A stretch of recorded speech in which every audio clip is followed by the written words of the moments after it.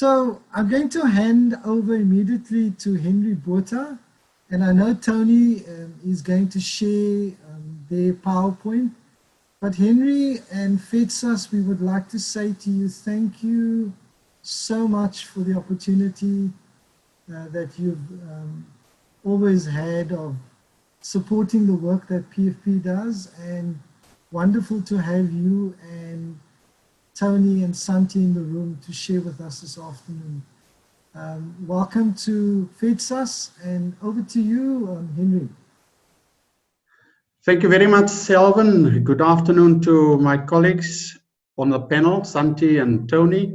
Good afternoon to my colleague David from SAPA, and all our colleagues from the other provinces. The Western Cape, yes, it's sunny, but very, very cold also, but I know in Gauteng it's even worse.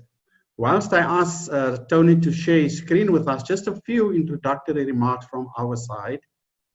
Obviously, all of us know that things have changed dramatically since the lockdown started on the 28th of March this year.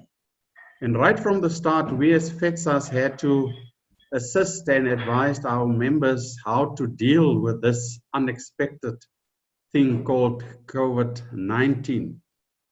And at that time, of course, the principals were not even allowed onto their own premises. Forgetting also about the school governing body members, they were not allowed there.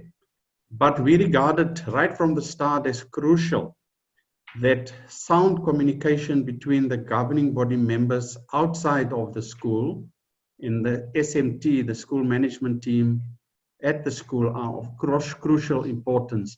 And that is why we encourage that kind of engagement right from the start.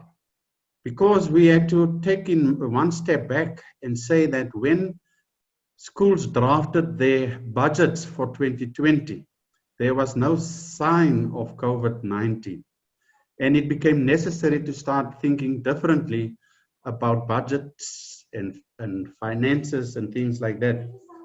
And therefore, the first thing that we advise our governing body members to do is to get a motion going, whereas they can get the authority to move funds within the budget as has been approved the previous year.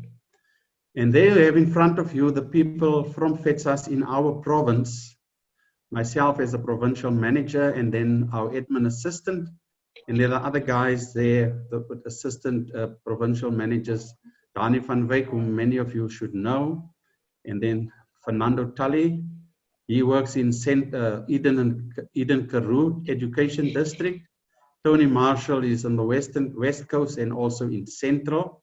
And then Andre Franken, he's working in the Cape Winelands, from Somerset West through to Paarl, Stellenbosch, across the mountain, Worcester, and those areas.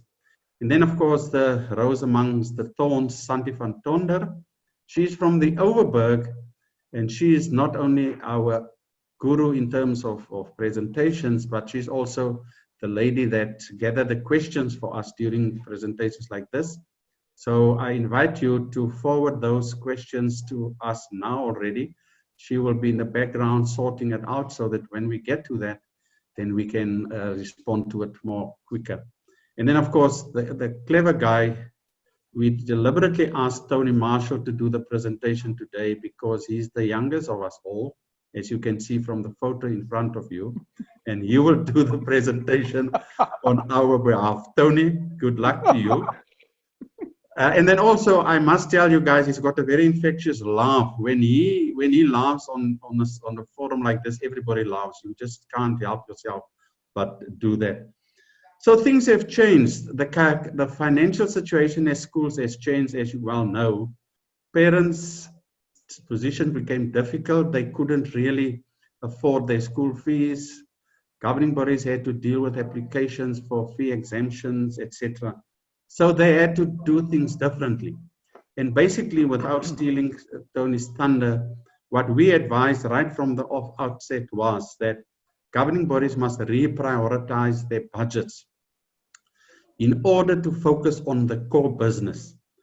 What is the core business of a school? The core business of a school is to provide quality education to all our learners, but also to create an environment in which our educators can perform optimally and do the best that they can.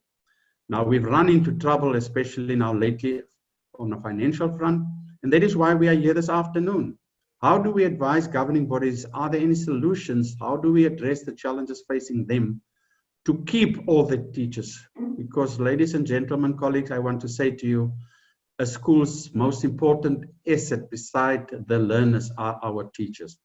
And therefore, it is important that we must do everything in our power to reserve and keep them as our important asset at the school. So this will be our discussion this afternoon, and I'm sure that as we go along, we'll come back to you and add some more comments if necessary.